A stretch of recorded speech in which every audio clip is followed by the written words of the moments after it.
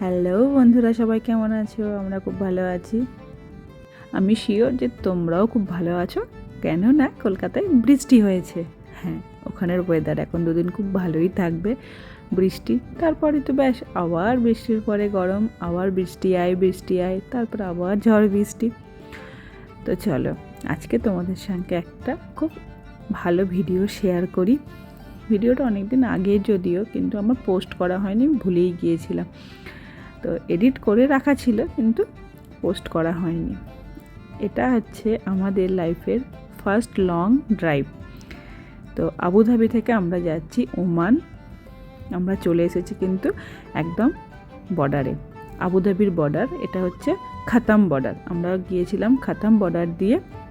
আর বর্ডারে যেহেতু কোনো ভিডিও অ্যালাউ নেই, তো আমরা ওখানে কোনো কিছু শ্যুট করতে পারিনি। ওখান থেকে বেরিয়ে এখন আমরা যে জায়গাটায় আছি, আমরা কিন্তু ওমানে চলে এসেছি।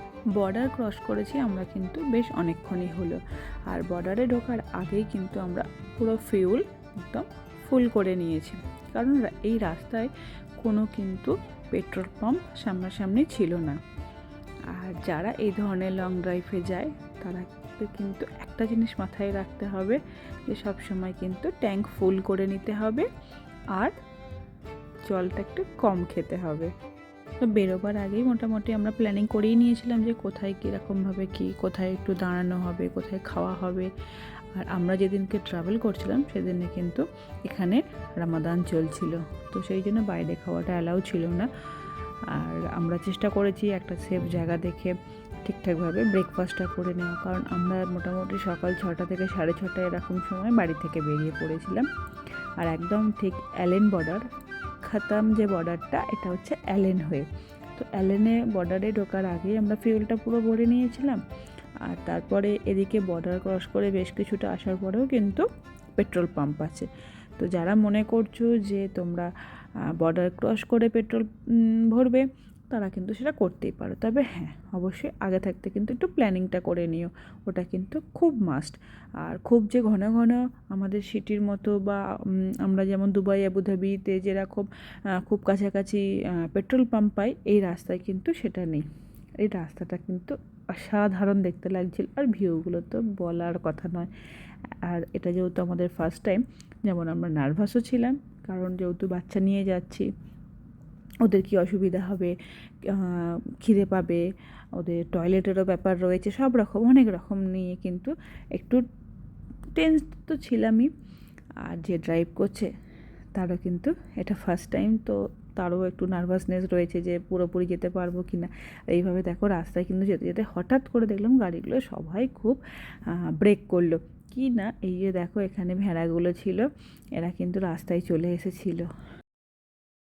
তো আমরা যখন ওদিকে অ্যালেন, জাবেল হাফিতে যাই, লং রাস্তাগুলো যেগুলো কিন্তু হাইওয়ে, এখানে কিন্তু সাইনবোর্ড দেওয়াই থাকে যে তুমি গাড়ি চালাচ্ছ 120 140 স্পিডে, কিন্তু তোমাকে এটা মাথায় রাখতে হবে যে এখানে কিন্তু যে কোনো সময় এরকম উট বলো, ভেড়া বলো, রাস্তায় চলে আসতে পারে।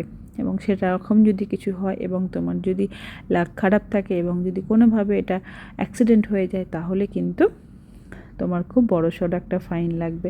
তো আমরা কিন্তু মাস্কাটের দিকে, দেখতেই পেলে সাইনবোর্ড, যে আমরা মাস্কাটের দিকে কিন্তু রওনা দিয়ে দিয়েছি। মাঝখানে আমরা দাঁড়িয়েছি, ব্রেকফাস্টও করেছি। তো এইভাবেই কিন্তু অনেকটা রাস্তা আমাদের এখন চলতে হবে। মাস্কাটে যাবার জন্য কিন্তু অনেকগুলোই অপশান আছে, তার মধ্যে আমরা এই বাতিনা এক্সপ্রেস হাইওয়েটাই বেছেছিলাম। আর একটা ছিল যেটা কি না একটু সিটির ভেতর দিয়ে হয়তো যায়, আমাদের ঠিক জানা ছিল না, তবে আমরা এটাই চুজ করেছিলাম, এটাই আমরা ম্যাপেতে দেখে এটাই সিলেক্ট করে বেরিয়েছিলাম। এটা খুবই ভালো রাস্তা, মানে কোনো প্রবলেম নেই, একদম সুন্দর হাইওয়ে। হ্যাঁ, পেট্রোল পাম্প যদি তোমরা একটুখানি প্ল্যানিং করে নিয়ে দেখে নিয়ে বেরো, তাহলে কিন্তু কোনো প্রবলেম হবে না। আর যদি উইদাউট প্ল্যানিং এই রাস্তায় কেউ চলে আসে, তাহলে কিন্তু তাকে একটু প্রবলেমে পড়তে হতে পারে, কারণ এই একমাত্র পেট্রোল স্টেশনগুলো যদি মিস করে যাও।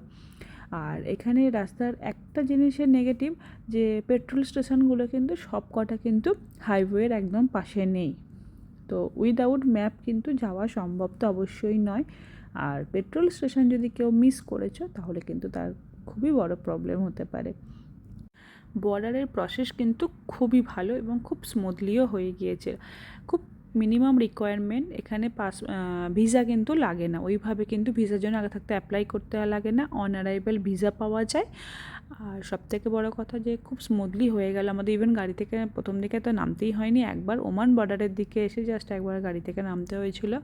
তো যে পেপারগুলো লাগবে সেটা হচ্ছে পাসপোর্ট, অবভিয়াসলি তুমি একটা দেশ থেকে আর একটা দেশে যাচ্ছ, ইমারেটস আইডি, আমাদের এখানকার যে ইমারেটস আইডি আছে সবার আমাদের ওটা লাগবে, গাড়ির ইন্স্যুরেন্স, অরেঞ্জ কার্ড আর মুলকিয়া।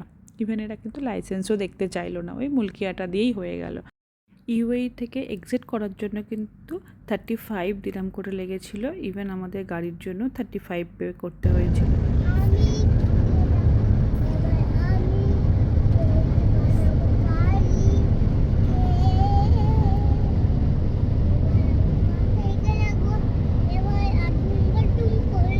রানী গানটা করো।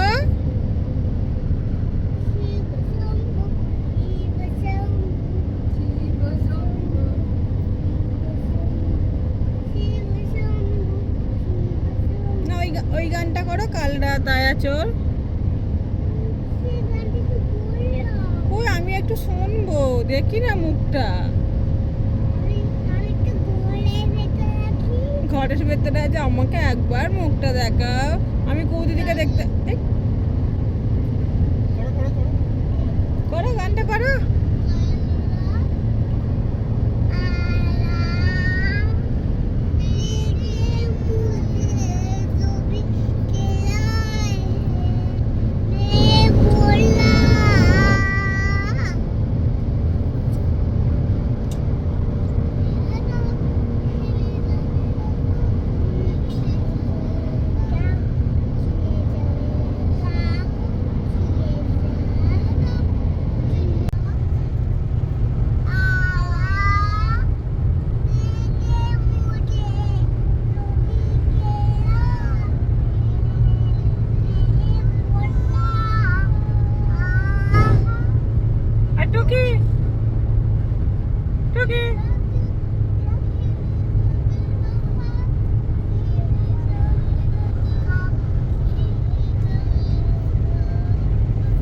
তো তোমরা দেখলেই গাড়িতে আমার বড় বড় দুটো সিঙ্গার রয়েছে, তারা কিন্তু রীতিমতো আমাদের আসরটাকে জমিয়ে রেখেছিল। আসলে তারা সবে সবে ঘুম থেকে উঠেছিল, তো সেই জন্য একদম ফ্রেশ মাইন্ডে গানা চলছিল।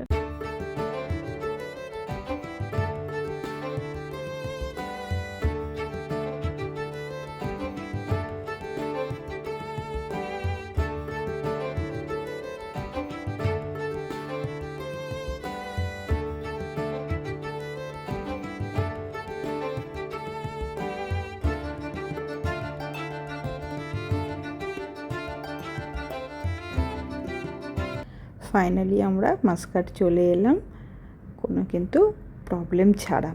এখন আমরা সিটির মধ্যে কিন্তু চলে এসেছি, এখান থেকেও আমাদের কিন্তু বেশ অনেকটা যেতে হবে। আমাদের হোটেলটা যদিও মেন সিটিতে, কিন্তু এখান থেকে এখনও অনেকটা যেতে হবে। আর যারা মনে করছো যে তোমরা লং ড্রাইভে এভাবে ওমান আসবে বাই রোড, তারা কিন্তু অবশ্যই রোডের রুলসগুলো দেখে নিও, যে কখন কোথায় কোন স্পিড এবং সেই জায়গার কি রুলস আছে সেগুলো কিন্তু অবশ্যই দেখে নিও। অভিজিৎ কিন্তু যাওয়ার আগে এগুলো খুব ভালো করে দেখে নিয়েছিল, যাতে ওখানে গিয়ে কোনো প্রবলেমে না পড়তে হয় বা কোনো ফাইন দিতে না হয়। রাস্তাটা কিন্তু টোটাল 5 থেকে 5.5 ঘন্টা, আমাদের কিন্তু আরও বেশি সময় লেগেছিল। স্বাভাবিক ব্যাপার, যেটা কিন্তু ম্যাপে দেখাবে তার থেকে কিন্তু আরও বেশি সময় লাগবে। তো আমরা কিন্তু ফাইনালি চলে এসেছি আমাদের হোটেলে। তো আমরা 2টো রুম বুক করেছিলাম, কিন্তু এসে দেখলাম রুম দুটো আমাদের পাশাপাশি নয়। আমরা চাইছিলাম রুমটা যদি পাশাপাশি হয়, তো ওটা ওরা অ্যারেঞ্জ করে দিল। আর এই হচ্ছে আমাদের রুম। এটা হচ্ছে আমাদের ফার্স্ট বেডরুম। ঢুকেই ডান দিকে একটা ওয়াশরুম রয়েছে, তার ঠিক উল্টো দিকেই রয়েছে একটা বড় ফুল লেন্থ মিরর, যেটা কিনা খুব দরকারি। আর রয়েছে একটা টিভি, যেটা কিনা আমাদের জন্য ইউজলেস, কারণ আরবিক রয়েছে সব রকম, আরবিকের কিছু বুঝি না। আর চলে এসেছে সেকেন্ড বেডরুমে। চলো আজকের মতো ভিডিওটা কিন্তু এখানেই শেষ করছি। ভালো লাগলে অবশ্যই একটা লাইক করে দিও, সাবস্ক্রাইব করে দিও আমার চ্যানেলটা। Tata, bye bye.